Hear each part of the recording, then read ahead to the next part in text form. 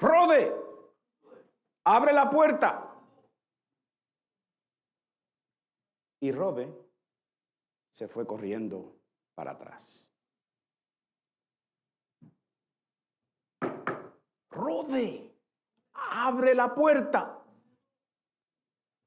Y Rode, ustedes no saben lo asustado que yo estaba. Mi nombre es Pedro, el apóstol Pedro, y yo quiero contarles una historia. Lo que sucede es que yo me acabo de escapar de la cárcel y fui a la casa de María, la madre de Juan Marcos, una casa grande y es una mujer de dinero. La casa tiene un portón al frente y la casa está al fondo. Y Rode es la sirvienta. Y cuando yo toqué, ella vino y me vio, pero en vez de abrir la puerta, se fue corriendo. Rode, abre la puerta. Y yo oí a Rode allá atrás diciendo, es Pedro, es Pedro. Y yo digo, Rode, dilo más fuerte para que todo el mundo se dé cuenta. Abre la puerta, que me están persiguiendo. Oí a alguien que le dijo, tú estás loca, Rode. Y otro que dijo, es su ángel.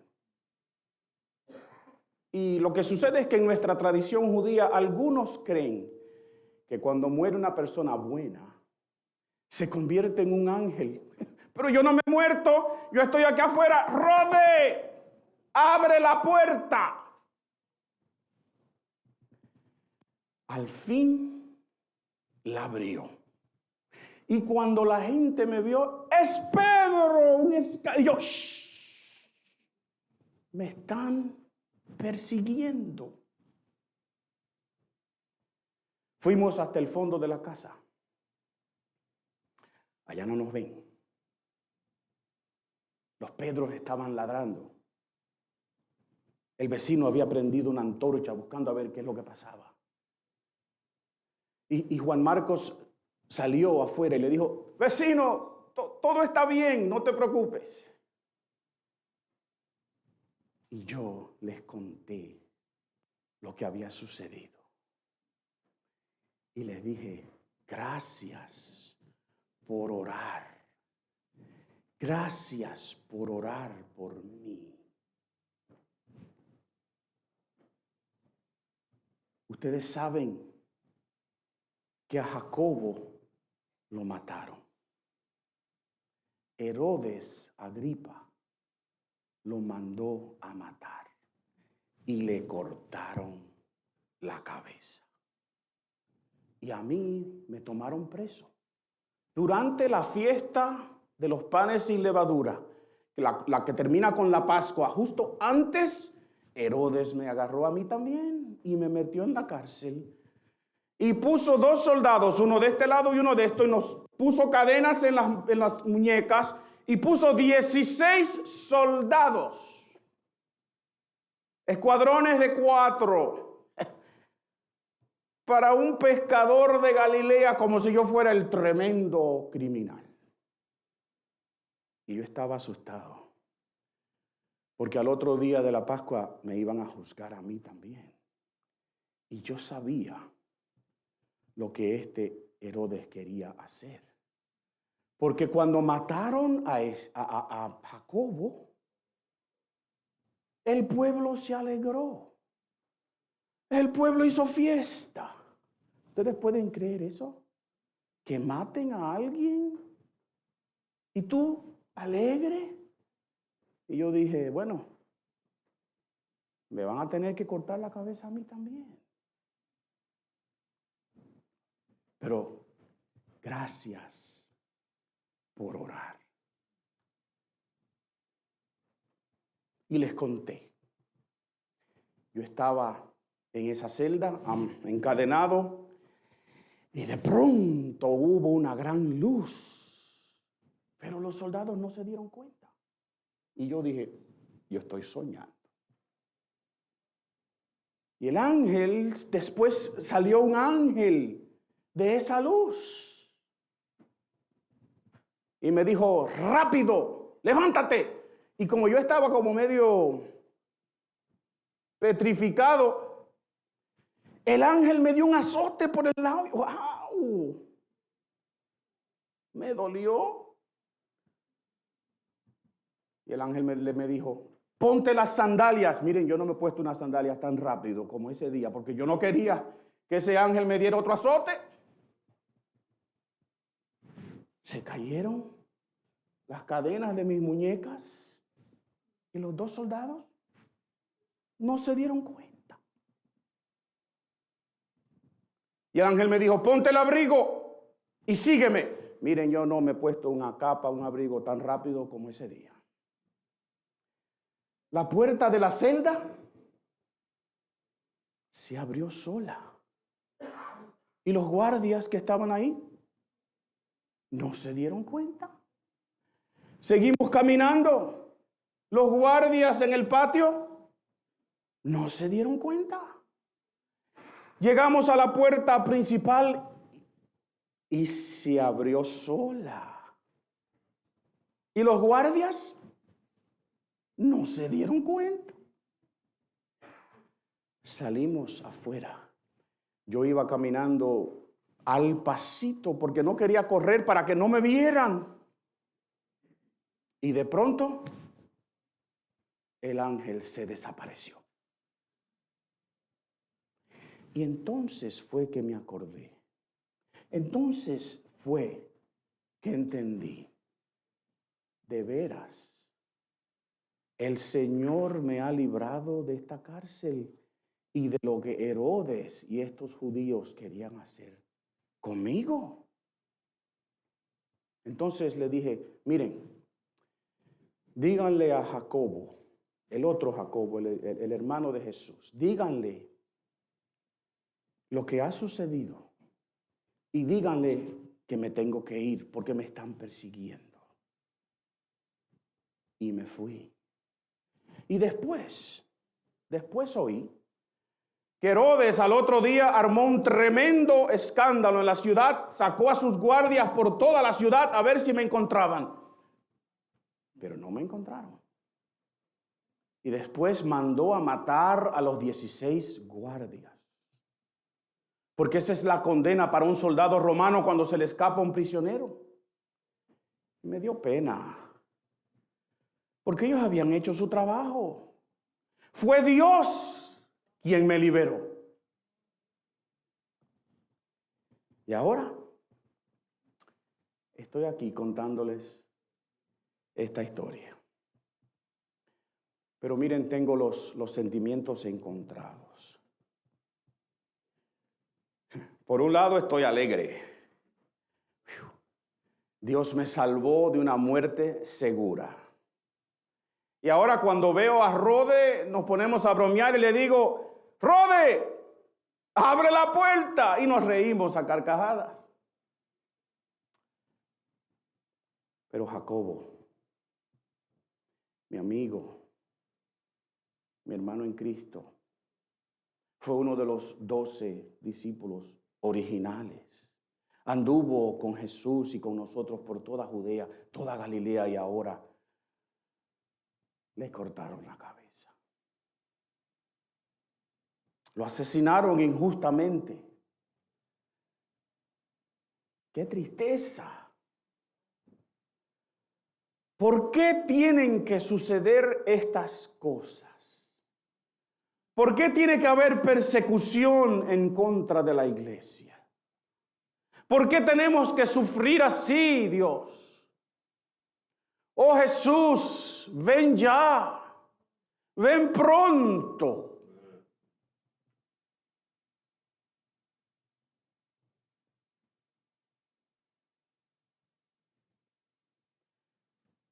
Sí, mis queridos, ¿por qué es que la iglesia sufre? ¿Por qué es que sufrimos por ser creyentes? Vayan conmigo al libro de los Hechos, el capítulo 12. Yo quiero leer los primeros 5 versos de este capítulo, para que vean el preámbulo de esta historia que Pedro nos ha contado en este día. El libro de los Hechos, capítulo 12, versos del 1 al 5 van a estar en su pantalla para que usted me siga. Esta es la palabra de Dios. Y dice así: por ese tiempo el rey Herodes Agripa comenzó a perseguir a algunos creyentes de la iglesia. Mandó matar a espada al apóstol Santiago, hermano de Juan. Y cuando Herodes vio cuánto esto agradó al pueblo judío, también arrestó a Pedro. Y eso sucedió durante la celebración de la Pascua. Después lo metió en la cárcel y lo puso bajo la vigilancia de 4 escuadrones de 4 soldados cada uno. Herodes tenía pensado llevar a Pedro a juicio público después de la Pascua. Pero mientras Pedro estaba en la cárcel, la iglesia oraba fervientemente por él. Que Dios bendiga su palabra. Miren, ¿a dónde estamos en nuestra historia en el libro de los Hechos? Pues la vez pasada vimos cómo el evangelio, esta buena noticia, se está extendiendo por todo el mundo que ellos conocen. En Jerusalén, en Samaria se ha predicado. Felipe ha hecho un tremendo trabajo. Se ha predicado en Cesarea, en la costa, en Jope. Y en el pasaje anterior vimos que este evangelio, esta buena noticia, se extiende hasta Chipre, una isla en el Mediterráneo, hasta Cirene, que es una ciudad lejísimo, en la costa norte del África. La palabra de Dios, este mensaje se predica y muchos se convierten en la región de Fenicia, arriba al noroeste, lejísimo de Jerusalén, y aún más al norte todavía, en Antioquía de Siria. Y allí recuerdan que los creyentes por primera vez fueron llamados cristianos. El evangelio, la buena noticia, se está predicando. La gente se está convirtiendo. La gente está siendo edificada. La gente se está bautizando. La iglesia está creciendo. Y en medio de todo éxito, en medio de todas esas buenas nuevas, de pronto sale este Herodes Agripa, un rey déspota, cruel, lleno de sí mismo, arrogante. Y este rey decide perseguir a algunos de los creyentes en la ciudad de Jerusalén. Y toma preso a Santiago, hermano de Juan. Y en forma de paréntesis aquí usted dice, pero ¿por qué dice Santiago? Y yo dije Jacobo, y a veces dice Jacobo y es Santiago. Y es porque el nombre Jacobo en hebreo es Jacob. Y cuando ese nombre se lleva a la península de Iberia, lo que es hoy día España, en los idiomas y los dialectos de esa área, ese Jacob se convierte en Iago. Y como Iago es después canonizado como un santo, ¿verdad? En la iglesia, es San Iago. Y poco a poco, por la pronunciación, se convierte en Santiago. Así que en las Biblias en español vemos que es Santiago, pero la persona de quien se está hablando es de Jacobo, el hermano de Juan, que fue uno de los 12 apóstoles. Y Herodes decide tomarlo preso y le corta la cabeza. Y la gente del pueblo se alegra. Ustedes pueden pensar eso, ustedes pueden procesarlo. Gente que le está haciendo bien a todo el mundo, que está cuidando a las viudas, que están predicando un mensaje de amor. Esto le agradó al pueblo. Y Herodes, que es un político al fin, ¿verdad? Dice, bueno, pues si esto le agradó a la gente y yo necesito votos, el rey no necesitaba votos, pero ustedes me entienden, ¿verdad? Pues yo voy a tomar a Pedro preso. Pero no le voy a hacer nada durante la Pascua. Esa semana es santa para estos judíos. Tenemos que dejarlo para más luego. Pero después le corto la cabeza. Así que lo tomó preso con el mismo propósito. El plan de Herodes era someter a Pedro a juicio y ejecutarlo también. Pero como nos acabó de contar el mismo Pedro, ¿verdad? Dios tenía otros planes. Porque Dios abre caminos donde no los hay. Porque Dios cumple sus promesas. Y Dios lo liberó milagrosamente de la cárcel. Y Pedro nos hizo una pregunta y nosotros nos la hacemos también. ¿Pero por qué? ¿Por qué es que tenemos que sufrir tanto por ser cristianos? ¿Por qué es que la iglesia sufre? Y quizás usted me dice, pastor, sí, pero eso es en el tiempo de allá. Eso es en el tiempo de la Biblia, de las historias, del circo romano y esas cosas. Pues déjenme decirle que en el último siglo, en el siglo 2000, ¿verdad? Los 100 años entre el 1900 y el 2000, más cristianos murieron por su fe en ese año, en esos 100 años, que en los 1900 años de la iglesia anterior. ¿Me escucharon? Más cristianos fueron ejecutados, martirizados por su fe en los últimos 100 años que en los 1900 años antes. Así que el problema de la persecución para el cristiano y para la iglesia no es un problema del libro de los Hechos. Es un problema que tú y yo tenemos que enfrentar en el día de hoy también. Una organización que se llama Open Doors es una organización que mide qué alcance tiene el evangelio en cada país del mundo, ¿verdad? Y ellos tienen un ranking, una lista de peor a mejor. ¿Cuál es el peor país en este día para ser evangélico, para ser cristiano, para ser creyente? Resulta que es Corea del Norte. Ellos necesitan escuchar de Jesús también. ¿Sabías tú eso? Y esa organización nos dice lo siguiente: un promedio de 11 cristianos son ejecutados todos los días. 11 cristianos mueren todos los días a causa de su fe. ¿Por qué? Miren, es que cuando la iglesia proclama el evangelio, cuando tú y yo predicamos y proclamamos y modelamos a Jesucristo, la gente se convierte, la gente es bautizada, la iglesia crece.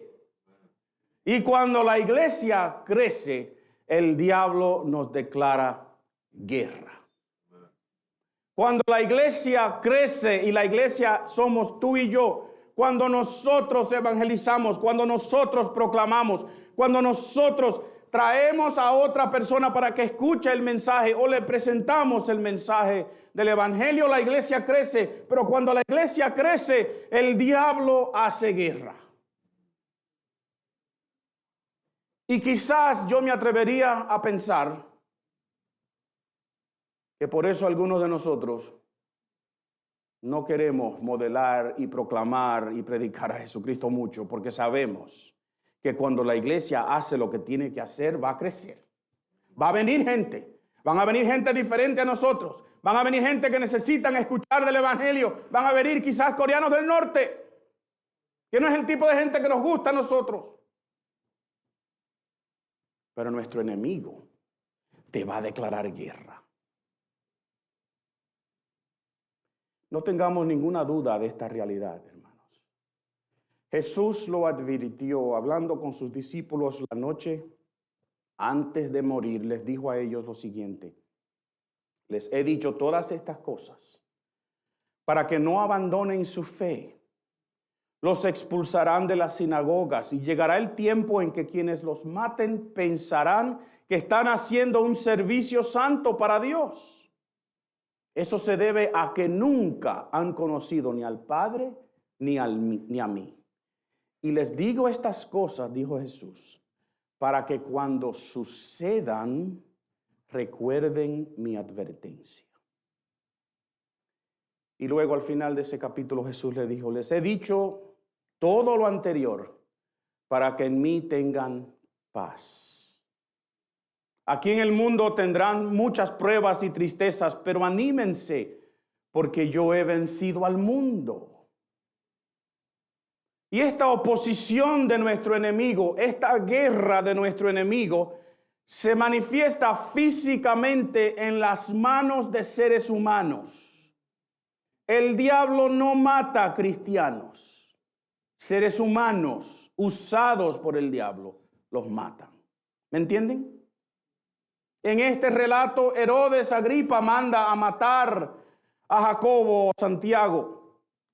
En el día de hoy, quizás, por ejemplo, son grupos musulmanes radicales como Boko Haram en Nigeria, que tienen un voto en su declaración de lo que ellos son. Una de las cosas que ellos dicen claramente es que ellos van a exterminar a cualquier cristiano que encuentren. En Nigeria, en el día de hoy, en el norte, si tú eres creyente, si tú eres cristiano, tú estás a riesgo de morir todos los días. Las iglesias tienen guardias armados afuera. Nosotros ponemos ujieres y diáconos para que sienten la gente. Allá ponen guardias con ametralladoras para que la gente no entre si no son de ahí. ¿Ustedes entienden eso? Este grupo que acaba de conquistar de nuevo Afganistán, una de sus declaraciones claves es que ellos van a borrar la iglesia cristiana de su país. La van a erradicar.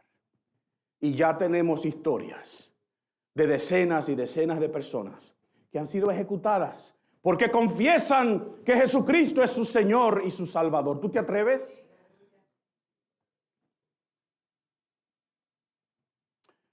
Pero, ¿y aquí? En los Estados Unidos. ¿Y aquí en Providence? O en Pawtucket, o Warwick, o Cranston, donde tú vives. Aquí no nos están persiguiendo para matarnos, ¿verdad que no? Por lo menos todavía no. Pero miren, ser cristiano, ser un verdadero creyente, profesar que la Biblia es la palabra de Dios y por tanto es la autoridad máxima moral que tiene el ser humano. Si tú dices eso y proclamas eso y crees eso y vives así, es someterte a crítica, a ser rechazado, a ser ridiculizado, a ser marginado. Y tarde o temprano la iglesia va a perder los derechos que tenemos hoy día de estar predicando como estamos haciendo hoy. Y tú como creyente vas a perder tus derechos de practicar tu fe en este país. Y también vas a perder tus derechos como ciudadano. Márquenlo. Y yo no soy un alarmista. Yo no veo el diablo por donde quiera. Yo sé que él está. Pero yo no vivo predicando sermones apocalípticos aquí al frente de que el fin del mundo llega ya, de que hoy las cosas están más malas que antes, que mira esto, que mira aquello. Ustedes son suficientemente inteligentes para ver todas esas cosas. Pero tengamos claro que como creyentes y por tanto como iglesia, estamos en una guerra. Estamos en una guerra. Miren, todas las instituciones diseñadas por Dios están siendo atacadas y algunas casi derrumbadas ya. La familia. ¿Ustedes creen que nuestras familias y el concepto, la institución de la familia está bajo ataque?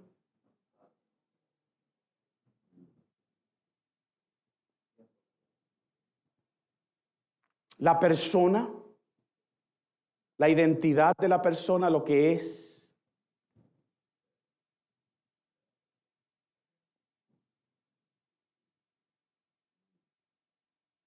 Que nosotros consideramos que un feto no es una persona, dependiendo si a mí me da la gana o no. Porque si la mujer quiere ese bebé, no empiezan a publicar fotos en Facebook que uno no las ve bien, pero uno sabe que es un bebé. No empiezan a las 14 semanas a decir estoy encinta. Y se registran en Target y en Babies R Us. Bueno, eso no existe ya en... ¿Sí o no? Y se animan. Y los abuelos empiezan a comprar cosas como locos, porque viene un bebé. Y lo que es una masa con un corazoncito, que poco a poco se va formando. Pero si la mujer le da la gana, eso no es una persona.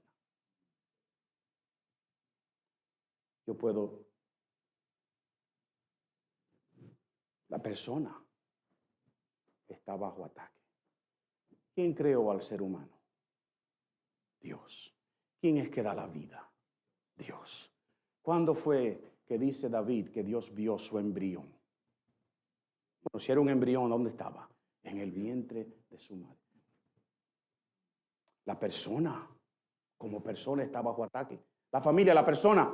¿Qué más? El matrimonio, la iglesia, el gobierno. Estas son instituciones divinas. Estas cosas no se los inventaron los hombres, los seres humanos. Dios diseñó estas cosas y todas están bajo ataque. ¿Por qué? Porque el enemigo sabe que si destruye la familia, si destruye la persona, si destruye la iglesia, si le hace daño al matrimonio, si le hace daño a nuestros gobiernos, la sociedad se tambalea y se cae. Estamos en una guerra. Abra sus ojos, que cuando la iglesia proclama, cuando la iglesia predica, cuando la iglesia enseña, cuando la iglesia bautiza, la iglesia crece. Y cuando la iglesia crece, nuestro enemigo nos declara guerra.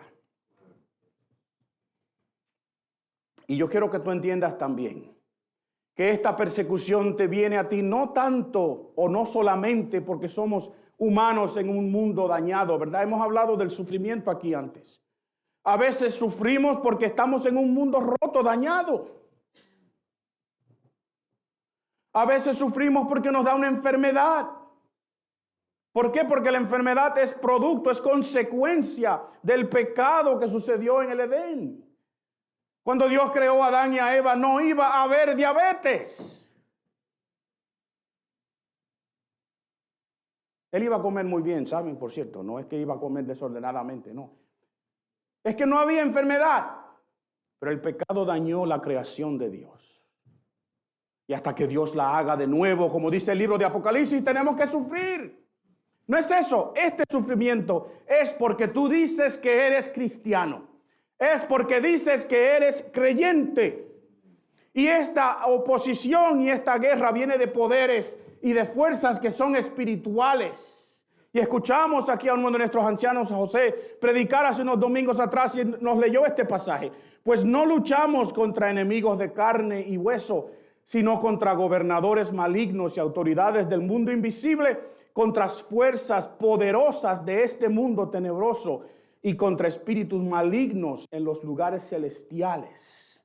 Es una lucha espiritual contra fuerzas espirituales, pero se manifiesta en tu vida y en nuestra vida en las manos de seres humanos. Cuando la iglesia predica, cuando la iglesia proclama, cuando la iglesia modela a Jesucristo, cuando la iglesia enseña, cuando la iglesia bautiza, la iglesia crece. Nosotros bautizamos 10 personas hace 2 semanas atrás. Digan amén. Arriba hay una clase de personas tomando unos cursos de discipulado. Digan amén. Arriba están nuestros niños en su clase. Los viernes nos reunimos a estudiar juntos. La iglesia está haciendo lo que debe hacer. Estamos tratando de cumplir la misión que Dios nos dejó. Y mis queridos, cuando hacemos eso, nuestro enemigo nos declara guerra. Y a veces ese ataque es demasiado fuerte. A veces pensamos que no vamos a poder resistir. Quizás yo o alguno de ustedes ha pensado en los últimos días, esto es en vano. Yo me siento destruido. ¿Estamos derrotados, hermanos? ¿Es inevitable la destrucción de la iglesia? ¿Qué ustedes dicen? No, no un redundante y claro como el sol, no. La iglesia tiene un arma. La iglesia tiene algo que Dios nos ha dejado, que cuando la iglesia lo usa, el enemigo tiene que salir corriendo. Y lo leímos hace unos momentos atrás. Pero mientras Pedro estaba en la cárcel, la iglesia oraba, ¿cómo? Fervientemente. ¿Por el qué hacía la iglesia? ¡Ay! Mataron a Jacobo. ¡Ay! Tomaron a Pedro preso. Pedro es el líder. Eran dominicanos esos judíos. ¿Fue así?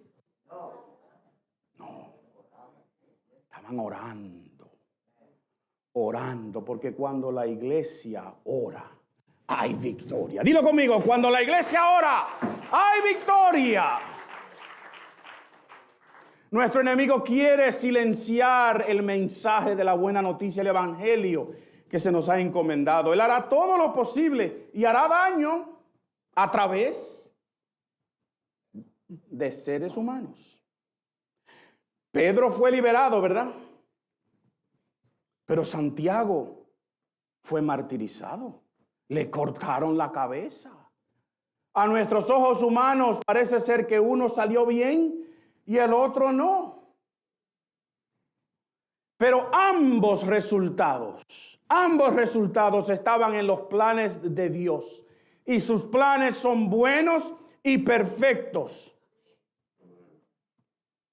Pero Santiago murió, ¿verdad que sí?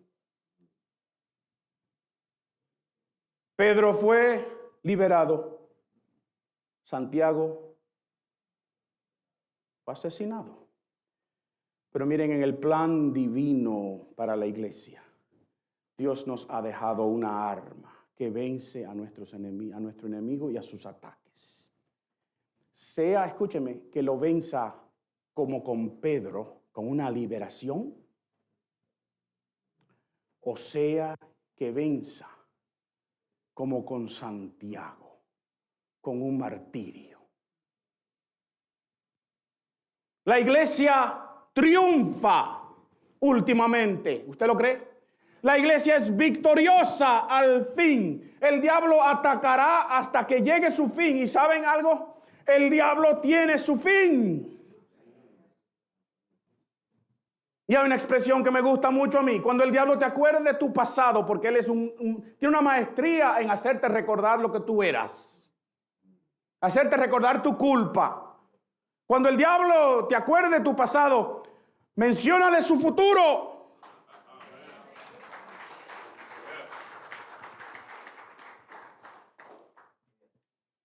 La iglesia va a triunfar y es triunfante en el día de hoy. Las puertas del infierno no prevalecerán contra el ataque de la iglesia hacia las tinieblas. La iglesia es la que está en guerra también en contra de nuestro enemigo. Pero tenemos que usar esa arma. Si la iglesia no ora, no vence. Estos hermanos estaban orando fervientemente. La palabra se puede traducir resolutamente. Es una palabra que quiere decir que estaban orando cuando las cosas no están buenas. Que estaban orando cuando no se ve la respuesta. Que estaban orando cuando las cosas se han puesto peor. Que estaban orando todo el tiempo. Y otra cosa, mis queridos, estaban orando juntos. Dígame conmigo. Diga juntos conmigo. Estaban en la casa de María. La madre de Juan Marcos es una de las muchas Marías que hay en el Nuevo Testamento. Este Juan Marcos lo vamos a ver después. Era una mujer rica. La iglesia se reunía en su casa. ¿Dónde estaba la iglesia esa noche? Orando. A medianoche estaban orando. Y estaban orando juntos. Yo les dije la vez pasada que el cristiano, el creyente, no puede existir Escúcheme bien, escúcheme. El cristiano no puede existir fuera de la comunidad congregacional. No puede existir fuera de su iglesia. Y esta es una de las razones principales, porque la iglesia debe, es más, tiene que orar, y tiene que orar los hermanos ¿cómo? Juntos. Y cuando la iglesia ora, hay victoria. Y cuando la iglesia ora, hay liberación. Porque hay liberación espiritual también. Hay liberación del temor, liberación de la opresión del enemigo. El diablo quiere convencerte que tú no puedes más. Y tú tienes que decirle, no, yo soy más que victorioso. Cuando la iglesia ora, hay liberación, porque donde está el Espíritu de Dios hay que libertad. Y el Espíritu de Dios está donde están los creyentes orando.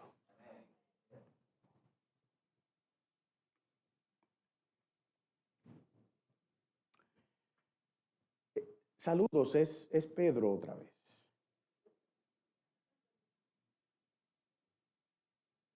Rode, abre la puerta. Ahora me río. Esa noche estaba temblando de miedo. ¿Y qué si Rode no hubiese abierto la puerta? Rode, una simple sirvienta. Pero fue Rode la que dio la noticia de que yo estaba a la puerta. Sí, me dejó afuera un rato, sí. Pero fue la que abrió. Fue la que dijo, es Pedro. Rode, así se llama. ¿Y tú? ¿Cómo te llamas? Quizás tú crees que eres insignificante. Vas a pasar desapercibida por aquí, desapercibido. Que nadie sabe quién tú eres. Pero Dios sabe quién tú eres. Dios conoce tu nombre. Porque lo escribió en el libro de la vida o lo va a escribir en el libro de la vida. No te des por vencido. No te des por vencida. No pienses que eres insignificante. Todos somos importantes. Como Rode. Y a veces los que se creen ser muy importantes, Dios los avergüenza. Porque después Herodes en Cesarea, que era su palacio de verano, se sentó un día con sus ropas reales y habló muy bien, dio un discurso y a la gente le gustó tanto que dijeron, eso no es hombre, eso es Dios. Y Lucas escribió un libro que ustedes están estudiando que se llama Hechos de los Apóstoles. Y en ese libro dice que un ángel del Señor lo hirió. Porque no le dio la gloria a Dios. Y Herodes murió carcomido de gusanos. Y yo pensé para mí, quizás fue el mismo ángel que me dio el azote a mí, no sé. Pero ¿saben algo más? ¿Saben algo más? Estos ataques no detuvieron el avance de la iglesia. El mismo Lucas que les escribió ese libro dice, mientras tanto, la palabra de Dios seguía extendiéndose y hubo muchos nuevos creyentes. Herodes mató a Santiago. Ustedes le dicen Santiago, Herodes mató a Jacobo, me encarceló a mí, pero la iglesia oró y Dios me liberó. La iglesia continuó predicando, la iglesia continuó dando el mensaje de la buena noticia del evangelio a todos, y la iglesia continuó creciendo. La iglesia somos tú y yo cuando tú y yo proclamamos el evangelio, cuando tú y yo enseñamos, cuando tú y yo edificamos, la iglesia crece. Y cuando la iglesia crece, nuestro enemigo nos va a atacar, se los digo. Pero cuando la iglesia ora, la iglesia tiene victoria. Hoy yo me río con mi amiga Rode, ¿verdad? Rode, abre la puerta.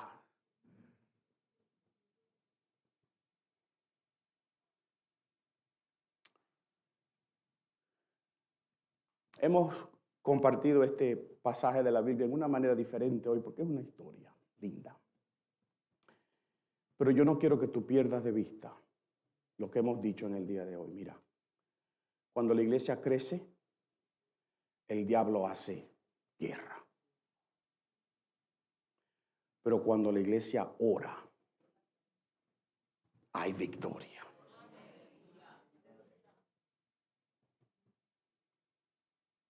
Y nada ni nadie detiene el avance de la iglesia. Yo quiero orar contigo hoy, porque muchos de ustedes vinieron aquí al frente pidiendo que Dios haga un camino. Muchos de ustedes están sufriendo, pasando por momentos difíciles. Puede que algunos de esos, quizás muchos de esos, sean ataques de nuestro enemigo, queriendo destruir tu familia, queriendo destruirte a ti, queriendo destruir tu matrimonio, queriendo causar divisiones aquí en la iglesia. Reprendemos a nuestro enemigo. Y yo lo que quiero que tú entiendas en el día de hoy es que sí van a haber ataques. Sí. Si proclamamos, si predicamos, si adoramos a Dios, la iglesia va a ser y es atacada. Pero la iglesia vence. Y vence cuando ora. Y cuando ora juntos. Yo te pregunto, ¿estás orando fervientemente? ¿Estás orando junto con nosotros fielmente cuando la iglesia se reúne a orar? Yo quiero orar para que Dios te recuerde estas dos cosas. Estás siendo atacado, no lo dudes. Y quizás tú estás aquí en el día de hoy y dices, pero pastor, entonces, ¿para qué quiero yo ser miembro de la iglesia si lo que voy es a sufrir? Y esa pregunta se la hacen muchas personas. Y es una pregunta válida. Y la respuesta es simple. O sufres aquí, o sufres eternamente.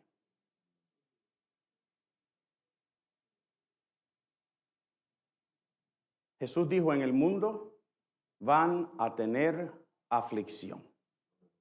Y no estaba hablando de los impuestos que te van a cobrar, de la llanta de tu carro que se pichó.